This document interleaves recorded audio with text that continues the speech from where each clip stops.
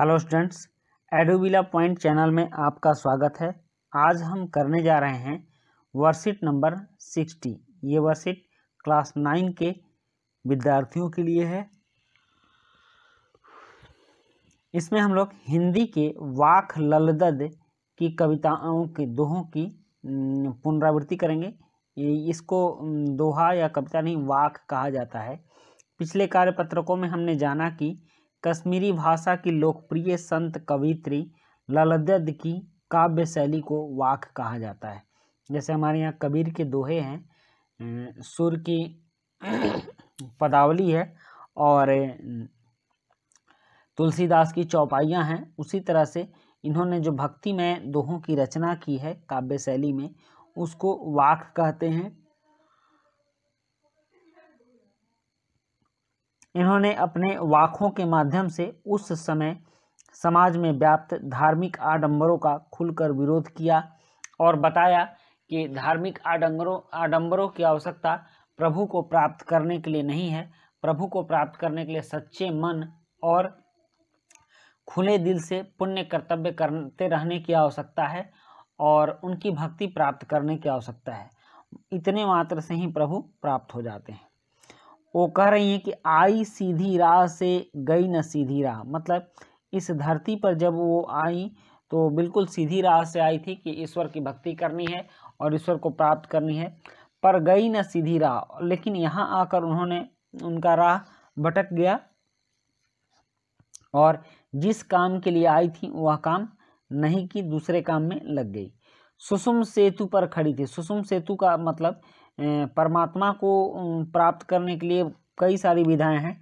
जैसे भक्ति मार्ग है, उसके बाद ज्ञान मार्ग है, फिर प्रेम मार्ग है।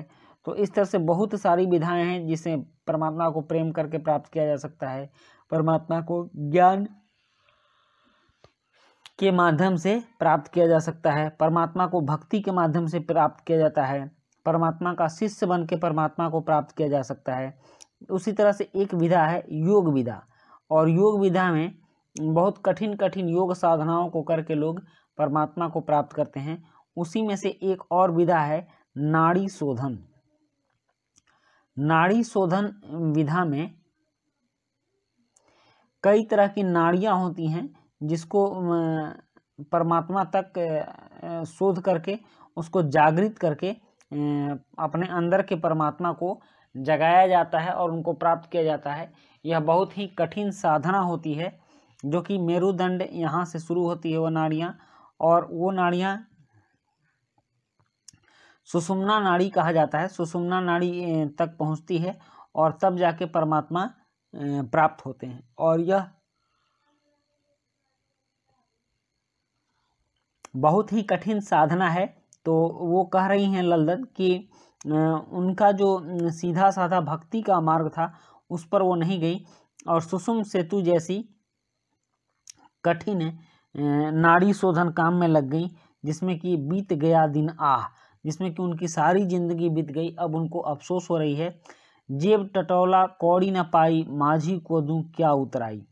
मतलब कि भगवान ने जो उनको ये जीवन दिया, फिर जीवन के बाद, मृत्यु के बाद जब भगवान से उनकी मुलाकात होती है और वो हिसाब मांगते हैं, तो वो कहती हैं कि अब तो मेरे पास कुछ बचा ही नहीं, मैंने तो कुछ पुण्य काम या अच्छे कर्म किए ही नहीं, मैं तो सिर्फ हठ योग में, योग साधना में लगी रही। अब मैं किस कर्म के पुण्य फलों को भगवान को दूं। मेरे पास कौड़ी मुद्रा को कहा जाता है। जिस समय ये थी उस समय कौड़ी भी मुद्रा के रूप में प्रचलित थी। तो वो कहती कौड़ी ना पाई, मेरे पास कुछ नहीं है कि मैं भगवान को दूं। इसका भावार्थ इस प्रकार है। अपनी इन पंक्तियों में कवित्री ने मनुष्य द्वारा ईश्वर की प्राप्ति के लिए किए जाने वाले प्रयासों पर कड़ा प्रहार किया है। मैंने पहले ही बताया कि वो धार्मिक आडंबर, दिखावा और कठिन साधनाओं का खुलकर विरोध की। उनका कहना है कि सहज भक्ति से ही ईश्वर प्राप्त हो सकते हैं, और इस लाइन के माध्यम से वह यही संदेश देना चाहती हैं। कवयित्री इन पंक्तियों के माध्यम से कहना चाहती हैं कि मुझे पश्चाताप हो रहा है, मैं जीवन भर असत्य मार्ग पर चलते हुए ईश्वर को खोजती रही। मतलब कि इन्होंने जिस मार्ग को अपनाया ईश्वर को प्राप्त करने के लिए, वह सही मार्ग नहीं था और बहुत ही कठिन मार्ग था। अर्थात मैं भक्ति मार्ग को त्याग कर हठ योग का सहारा लेकर अपने और ईश्वर के बीच सेतु का निर्माण करना चाहती थी। इनका कहना है कि भक्ति मार्ग, जिसमें कि ईश्वर स्वयं ही अपने भक्तों के पास चले आते हैं और इसमें कोई कठिन साधना नहीं होती, तो इस आसान से रास्ते को छोड़कर उन्होंने हठ योग का रास्ता अपनाया। हठ योग मतलब जिद्दी योग, हठ वाला योग, कि हठ करेंगे कि नहीं परमात्मा आपको आना ही होगा, नहीं भगवान आपको आना ही होगा, आप नहीं आएंगे तो मैं ये करूँगा वो करूँगा, इसको हठ योग कहते हैं। तो उन्होंने कहा कि भक्ति मार्ग को त्याग कर हठ योग का सहारा लेकर अपने और ईश्वर के बीच सेतु का निर्माण करना चाहती थी। मतलब अपने और ईश्वर के बीच एक जुड़ाव करना चाहती थी, परंतु मैं निरंतर अपने इस प्रयास में असफल होती रही। ये सेतु का निर्माण तो हो नहीं पाया और धीरे धीरे मेरी उम्र घटती रही। मतलब परमात्मा से जुड़ाव तो हुआ नहीं, लेकिन जिंदगी समाप्त हो गई। मैंने अपने जीवन का हिसाब किताब किया तो पाया कि मैंने कोई ऐसा अच्छा काम नहीं किया है जिससे मृत्यु के बाद ईश्वर को दिखा सकूं।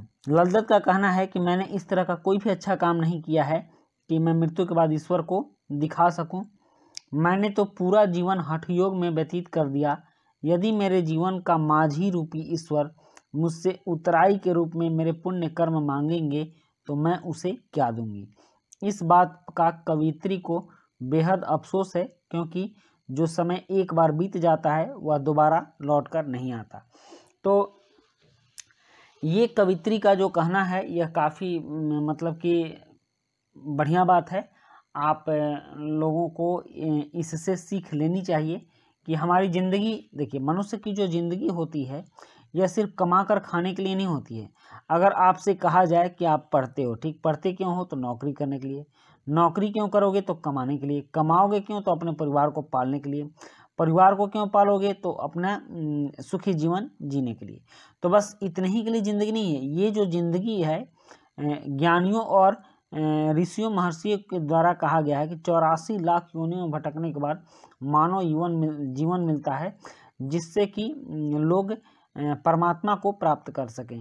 इस धरती पर जितने भी जीव हैं उसमें से एकमात्र मनुष्य ही ऐसा है जो कि इंसान से भगवान बनने तक की क्षमता रखता है, और यह अपने कर्मों के द्वारा, अपने प्रयासों के द्वारा इंसान से भगवान होता है।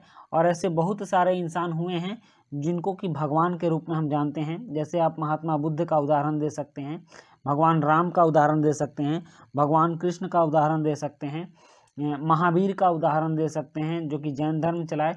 तो इस तरह से बहुत से इंसान हुए हैं जो कि भगवान बन चुके हैं। तो सारे इंसानों के पास यह शक्ति होती है और रास्ता खुला होता है कि आप इंसान से भगवान बनने तक का सफ़र तय कर सकते हैं। लेकिन मनुष्य इस धरती पर आकर अपने उद्देश्यों को भूलकर गलत मार्ग में भटक जाता है। तो जिस काम के लिए वह आता है वह कर नहीं पाता है। जिंदगी एक बार ही मिलती है और उस जिंदगी में अगर परमात्मा से मिलने लायक कोई काम नहीं किया तो बाद में कवित्री कहना चाहती हैं कि बाद में फिर पछताने से कुछ नहीं होगा। जिस तरह वो पछता रही हैं, अंत में एक दिन हमें भी पछताना होगा। तो इस तरह से उन्होंने संदेश दिया है। अब इस गद्यांश के बाद कुछ प्रश्न भी आए हैं, जैसे यहाँ पर 4 प्रश्न दिए गए हैं और इन चारों प्रश्नों के उत्तर लिखने हैं। तो चलिए एक एक करके इन चारों प्रश्नों के उत्तर लिखते हैं।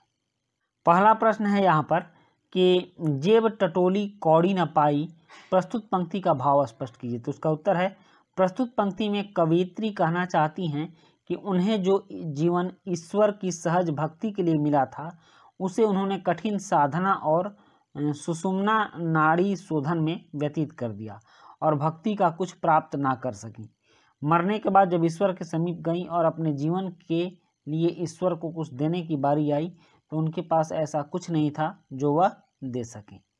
नेक्स्ट है सेकंड क्वेश्चन, कवयित्री ने माझी शब्द किसके लिए प्रयोग किया है? तो इसका उत्तर है कवयित्री। यहाँ कवयित्री लिखिए। कवयित्री ने माझी शब्द का प्रयोग भगवान के लिए किया है, यही माझी कवयित्री को संसार के बंधनों से, भव सागर से पार कराता है तथा मोक्ष की प्राप्ति कराता है। उसके बाद है प्रश्न 3, और प्रश्न 3 है कवयित्री होगा इन पंक्तियों के माध्यम से क्या कहना चाहती है? तो इसका उत्तर है कवयित्री इन पंक्तियों के माध्यम से संदेश देना चाहती हैं कि जिस परमात्मा को सहज भक्ति से और पुण्य कर्मों से प्राप्त किया जा सकता है, उनके लिए कठिन साधना, नाड़ी शोधन जैसी वृत्तियों में फंसना बेकार है। उसके बाद है प्रश्न नंबर 4, प्रस्तुत वाक्य में कवयित्री ने किस रूप में अभिव्यक्ति की है? तो इसका उत्तर है प्रस्तुत वाक्य में कवयित्री ने ईश्वर को प्राप्त करने वाले एक साधक के रूप में अभिव्यक्ति की है। तो बच्चों, ये थी आपकी आज की वर्कशीट, और ये वर्कशीट कंप्लीट हुई, आपने पूरी देखी, इसके लिए आपको धन्यवाद। वीडियो अच्छी लगी हो तो अपने दोस्तों के बीच भी शेयर कीजिएगा। मिलते हैं नेक्स्ट वीडियो में। Thank you.